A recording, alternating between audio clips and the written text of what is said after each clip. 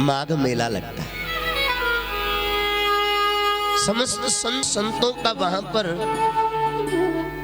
आगमन होता है। बड़े बड़े संत याज्ञवल्क्य जी आदि वहां आए और ऐसा कहते हैं कि वहां पर भरद्वाज मुनि निवास करते। मुनि बृहस्पति जी के पुत्र हैं और वाल्मीकि जी के शिष्य हैं। और ऐसे ज्ञानी कहां तक गए कि जिन्होंने विश्व की सबसे पहली कविता श्रवण की। वाल्मीकि जी के साथ में जो रहते थे तो जगत्तम आगता, जब वहां पर वाल्मीकि जी ने देखा कि एक क्रौंच पक्षी नर मादा दोनों थे, तो उसमें जो नर था उसका वध बहेलिये ने कर दिया। और जब ये देखा तो शोक के कारण उनके मुख से जो प्रथम कविता निकली, प्रथम जो कविता निकली, मां निषाद प्रतिष्ठाम त्वगमः शाश्वती समः यत् क्रौंच मिथुनादेकम वधी काम मोहिता। वो कविता सबसे पहले कविता सुनी, सबसे पहले राम कथा सुनी जिन्होंने वाल्मीकि जी के मुखारबिंद से, आदि कवि वाल्मीकि जी के मुखारबिंद से। और वो भरद्वाज जी इतने दैन्य हैं, इतने सहज हैं कि वो महाराज याज्ञवल्क्य जी से पूछते हैं, राम कवन प्रभु पूछूं तो ही कहूं बुझाए कृपानिधि मोई। राम कौन है प्रभु आप मुझे बताइए, ऐसा प्रश्न करते। क्या वो राम जी को जानते नहीं थे? नहीं महाराज, नित्य प्रति ठाकुर जी की कथा जो कहते सुनते, भगवत तत्वों का विवेचन श्रवण करते सुनते, वो कैसे राम जी को नहीं जानते होंगे। राम जी की कथा तो उनके रोम रोम में बसी हुई है। जिनका चित्त राम जी के चरणों में लगा हुआ है, यहाँ लिखा हुआ है तिन्हीं राम पद, क्या है महाराज, तिन्हीं इनको अति अनुराग राम जी के चरणों में है। और वो ऐसी शंका कैसे कर सकते हैं।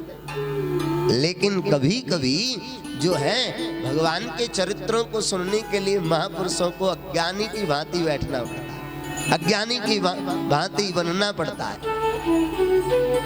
सब कुछ जानते हुए भी, क्योंकि वो तो परम ज्ञानी है।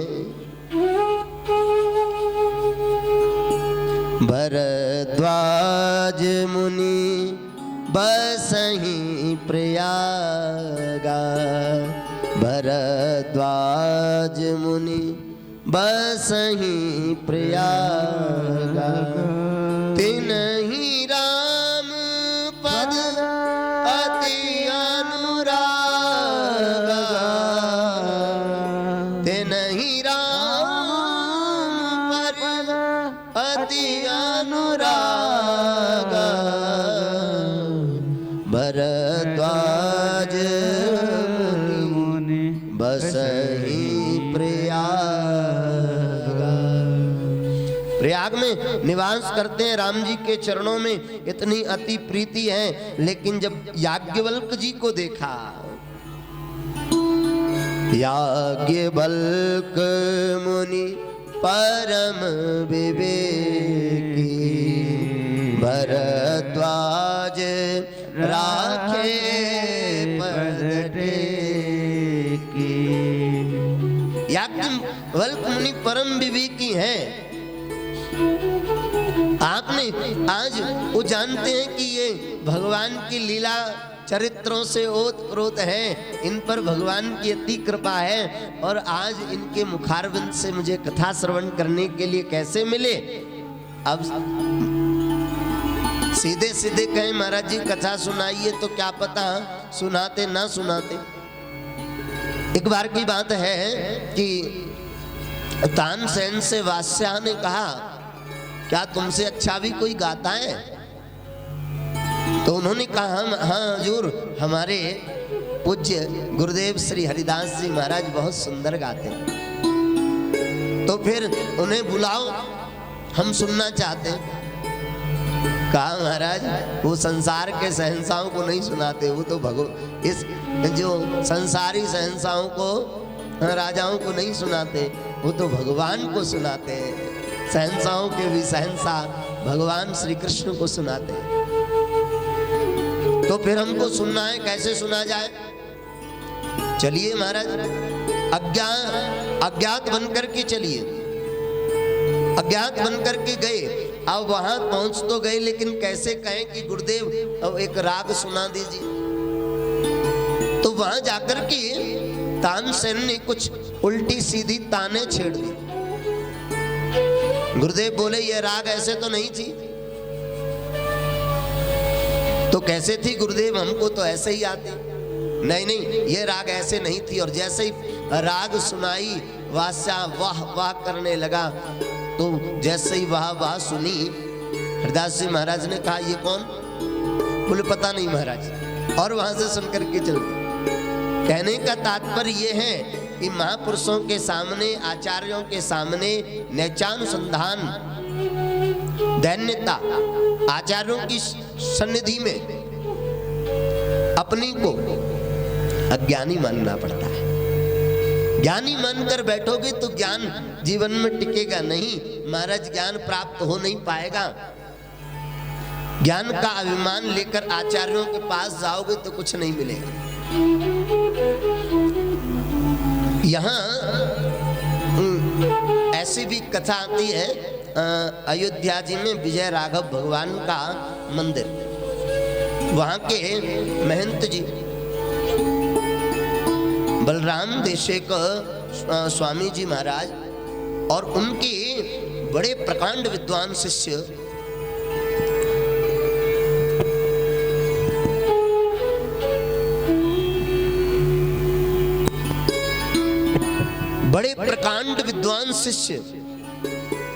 भागवताचार्य जी, आश्रम की ये विशेषता थी कि महाराज वहां बाहर की कोई भी वस्तु का भोग नहीं लगाया जाता था। बाजार की किसी वस्तुओं को उपयोग नहीं करते थे। जहां तक बल्ब भी नहीं जलता था ठाकुर जी के मंदिर में, रसोई घर में, भंडार गृह में। और तो कहां तक कहें कि वहां जो सेवा होती थी वो गाय के घी से, जो गैया वहां की गौशाला में होती थी।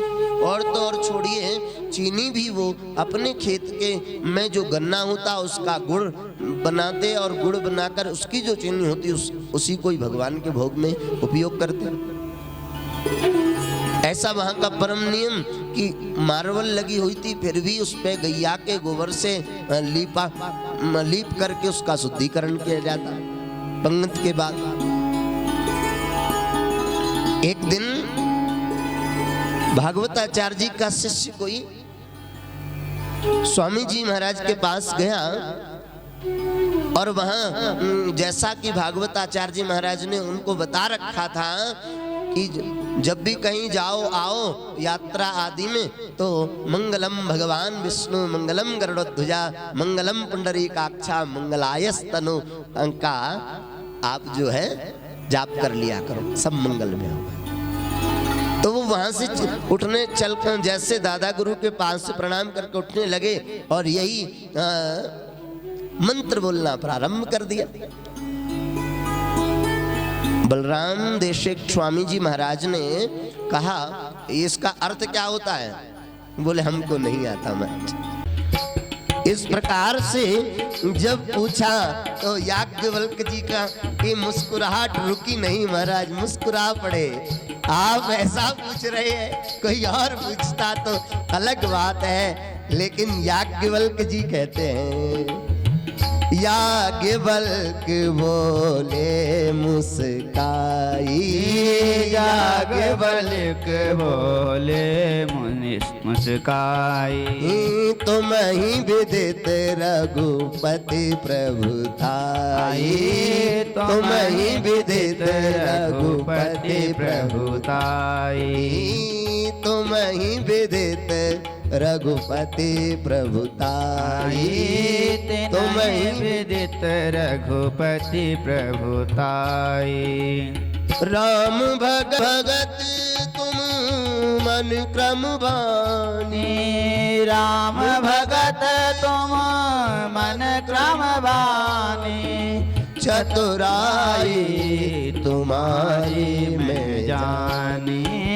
चतुराई तुम्हारी मैं जानी। हम समझ गए आप कथा सुनना चाहते हैं। आपके तो मन क्रम वचन में रामचरित्र ओतप्रोत है, रोम में रामचरित्र समाया हुआ है। लेकिन आपकी इच्छा राम कथा श्रवण करने की हो रही है तो बताइए आप को विस्तार से कथा सुनाएं या स्पर्श करते हुए। तात सुनऊ सादर मनुलाई, कयऊ राम के कथा सुहाई। और तब उन्होंने कहा महाराज आज ने जब भरद्वाज जी ने ऐसा प्रश्न किया तो याज्ञवल्क्य जी ने वही प्रसंग श्रवण कराया। एक बार भगवान बद्री विशाल के चरणों में विराजमान होकर पूज्य महाराज श्री धरणीधर दास जी महाराज जी के पावन सानिध्य में उनके आश्रम में बैठ करके हम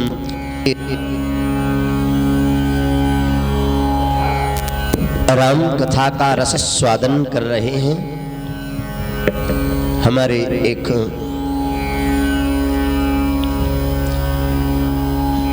द्वारकापुरी के भक्त जिनकी इच्छा हुई,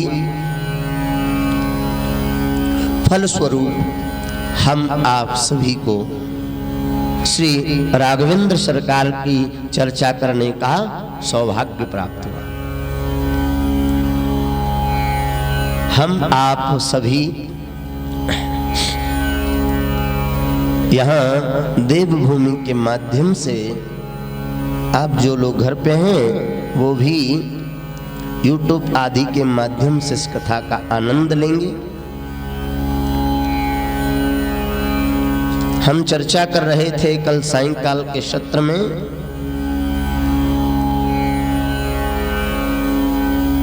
माघ मेला प्रयागराज में प्रतिवर्ष लगता है और वहां अनेकों संत पधारे हैं। माघ मेले में अनेकों संत पधारते हैं और महाराज वहां भगवत चर्चाएं होती हैं। हमारे संत कहते हैं